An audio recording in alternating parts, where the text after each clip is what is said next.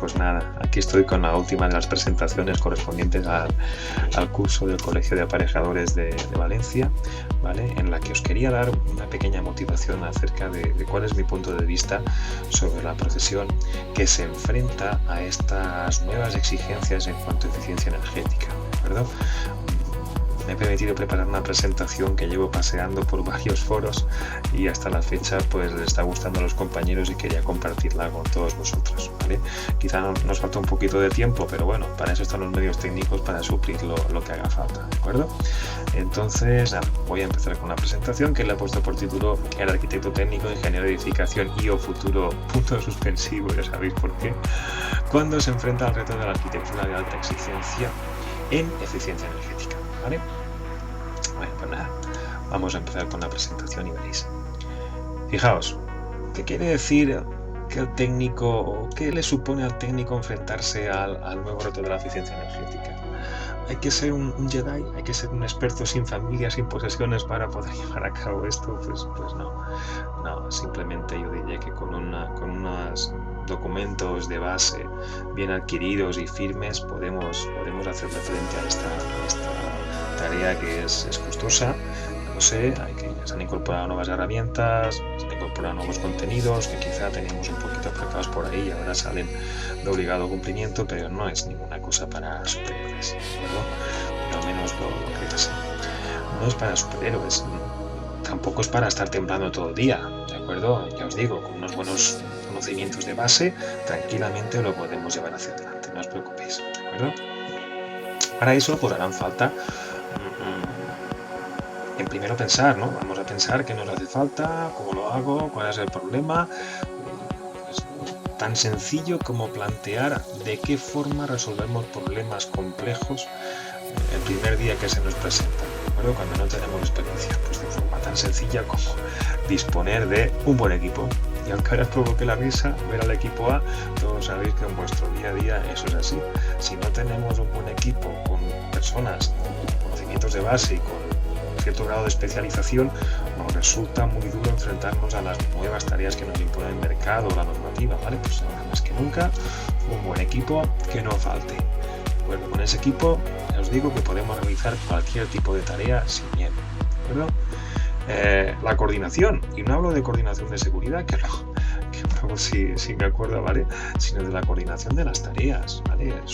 Cada vez vamos a ser más los agentes que participemos del proceso de la edificación, ¿vale? Además de los que están regulados por ley, todos, la mayoría, estáis trabajando con consultores en materia de acústica, en materia de eficiencia, y no solo para edificios de gran envergadura, sino para la vivienda más modesta, entre comillas, ¿vale? La normativa es igual para todos los edificios, entre comillas otra vez, pero ese grado de exigencia está presente en todo el abanico de posibilidades de la edificación. Entonces debemos coordinarnos, debemos tener esa capacidad de trabajar en un equipo y perfectamente coordinados, ¿vale? Necesitamos de la imaginación, porque sin ella no somos capaces de encontrar nuevas soluciones, de dar nuevas respuestas, que quizá están ahí, pero simplemente tenemos que quitarles un poquito de polvo, ¿vale? Y la imaginación siempre es buena, siempre y cuando, perdonadme que vuelva a insistir en el siempre, contemos con la reflexión. Ya lo hacen otras industrias, la industria del automóvil, que parte de un diseño en teoría libre y luego se somete a un proceso de reflexión, de optimización en cuanto a la eficiencia, para dar al final con el producto final. Pues nosotros en la arquitectura debemos hacer lo mismo, ¿vale? Las normas tecnológicas nos han ayudado durante mucho tiempo, y perdóname que lo diga así, pero ahora ya no están.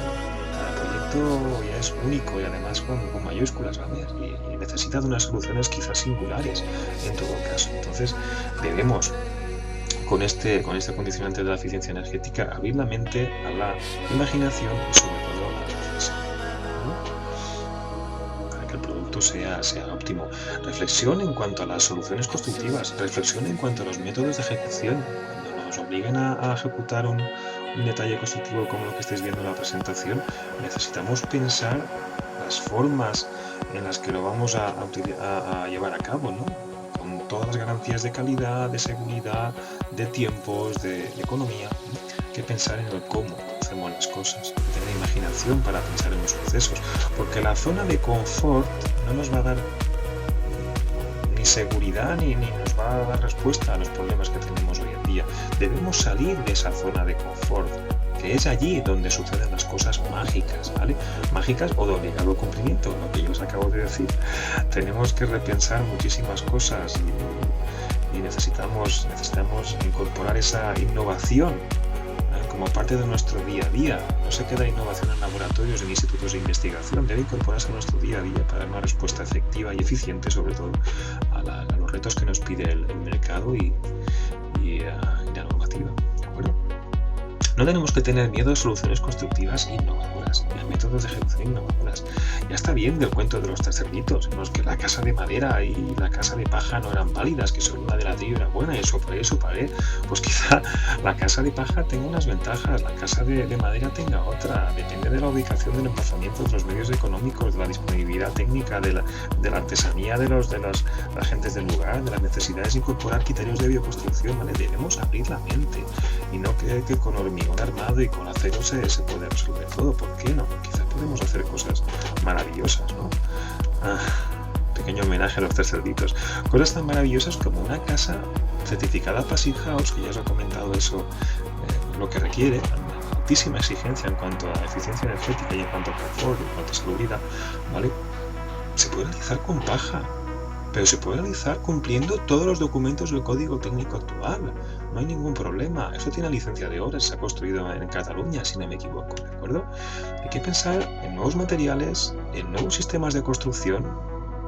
Tenemos que incorporar la prefabricación, la semiprefabricación, la construcción en taller, la industrialización, para que al final, económicamente, esos proyectos sean rentables, que guarden una calidad el mayor grado posible, que sean seguros en cuanto a la ejecución, que tengan unos plazos cortos de ejecución, ¿de acuerdo? Todo ello debe incorporarse al día a día de nuestro quehacer diario.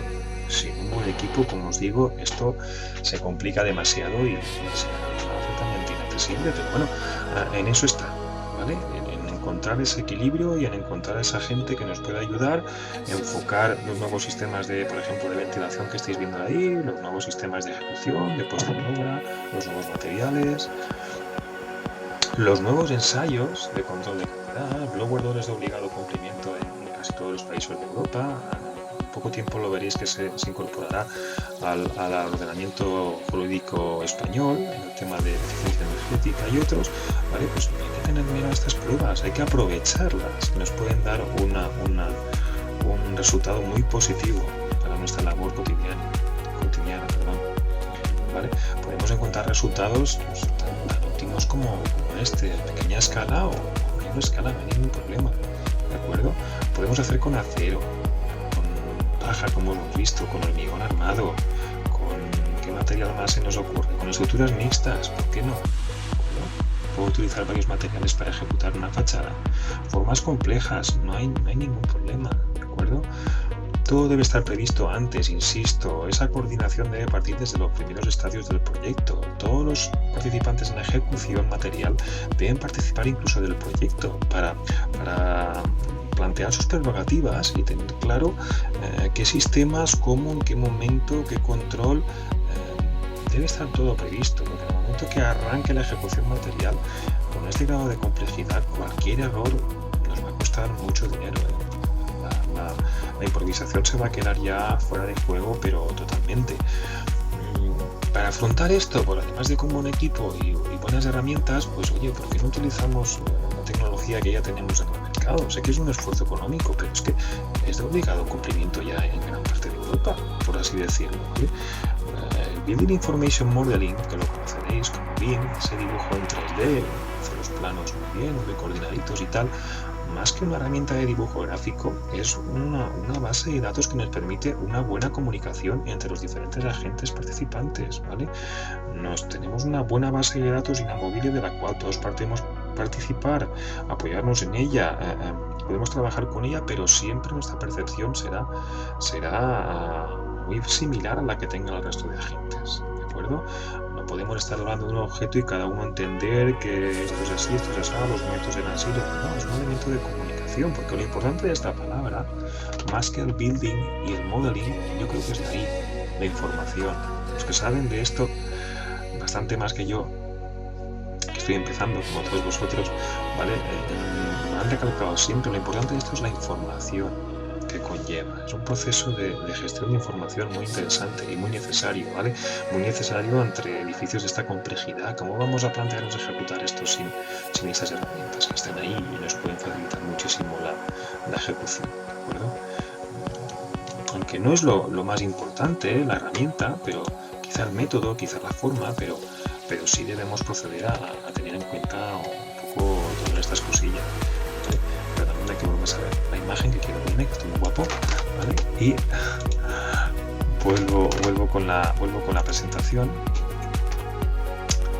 A ver, como os decía, Leading Information Modeling nos pueden dar tantas dimensiones como información necesitemos, o no sé si lo he dicho bien. Podemos trabajar con los metros cúbicos, podemos trabajar con el precio, podemos trabajar con los tiempos, podemos trabajar con, no sé, las 3 dimensiones del espacio. Creo que ya han llegado incluso al 7D que dicen los profesionales de esta tecnología, ¿vale? ¿A qué se refiere con el 7D? Ahora lo veréis, ¿veis? Bien recalca esta diapositiva, permite una comunicación fluida, efectiva y controlada entre todos los participantes. Es una herramienta de gestión de la información muy importante cuando los edificios reúnen una complejidad extrema, ¿vale? Imagen, fijaos, mira, tenemos hasta el 7D que habla del Facility Management Applications y el 6D en cuanto a sostenibilidad, ¿vale? Nos permite tener información disponible no solo para cuando ejecutemos la obra y sacar, sino para el mantenimiento posterior, para la gestión del edificio y su posterior gestión de residuos cuando toque demolerlo, ¿vale? Entonces, muy interesante esta tecnología y por qué no ponerla en práctica. Hay que hacerlo. Yo creo que es un reto de esos que debemos asumir. Aquí tenemos un gráfico donde se puede ver cuál es el trabajo habitual con el BIM, ¿vale? Nos permite control y coordinación entre los diferentes procesos. Todo, os digo, es muy interesante y necesario, sin ningún tipo de dudas. Pero llegamos a los insustituibles. Por mucha nueva normativa, nuevo requerimiento y nuevas herramientas, si no continuamos ejerciendo nuestro trabajo con las precauciones, con los métodos, con los sistemas, si no seguimos con todo ello, la calidad de las obras no está garantizada. Deberemos seguir visitando las obras, tomando datos, comprobando que los armados sean así, que los separadores estén bien colocados, ¿veis? Que, por ejemplo, que la seguridad, debo decir, esta figura como coordinador de seguridad es fundamental en la mayoría de las obras, pues que sea la que corresponde. Esas herramientas no nos pueden dar la mano izquierda que tenemos las personas para influir a los participantes, para crear un buen clima de seguridad real, más que en el papel y la gestión documental de la coordinación de seguridad, ¿de acuerdo? Entonces, la persona es insustituible, debe seguir subiendo los forjados, debemos seguir ejecutando nuestro trabajo, pero con un mejor equipo, unas herramientas de apoyo y sacándole punta al lápiz y poniendo en valor esta profesión que a día de hoy yo pienso que es todavía más necesaria que tiempo atrás, ¿vale? Tenemos una línea de partida mirando hacia un futuro, hacia un pasado. Yo creo que lo lógico no es mirar hacia el pasado, sino mirar hacia el futuro. Mirar hacia el futuro con optimismo, ¿vale? Mirar a un futuro de buena arquitectura, de buena ejecución, de incremento de la calidad, en la que vamos a asumir retos increíbles como la renovación de entornos urbanos brutales, buscando una mayor sostenibilidad, de que tengamos un mejor medio ambiente y haciendo edificios tan chulos como los que veis aquí y demás, ¿vale? Pero por encima de todo, buscando el confort de las personas, buscando la calidad, buscando lo que nos piden nuestros clientes, edificios para habitarlos, edificios sanos, edificios que ahorren, edificios que un poco ejemplifiquen lo que está pidiendo la sociedad, que seamos más sostenibles, que sigamos progresando, pero con menor consumo de recursos y garantizando el bienestar de las personas. No hay más.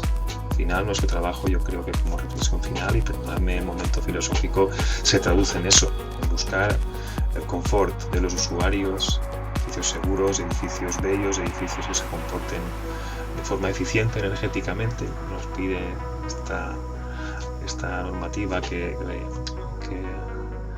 fundamenta esta presentación, pero sobre todo buscando el confort, eficiencia energética, pero ligada al confort, al bienestar de las personas. Y nada más, con esto acabo, espero que os haya gustado y nada, para que veáis que con medios técnicos también os puedo